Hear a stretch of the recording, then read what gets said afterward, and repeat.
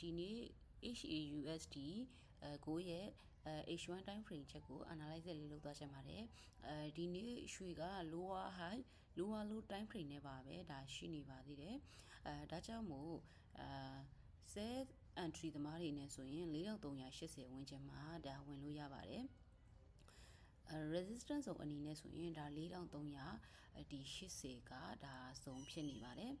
ဒီနေရာမှာဆွဲ entry ဝင်လို့ရပါတယ်stop loss အနေနဲ့ဆိုရင်တော့ဒီMA အနီမြင့်ရဲ့အထက်မှာထားပါ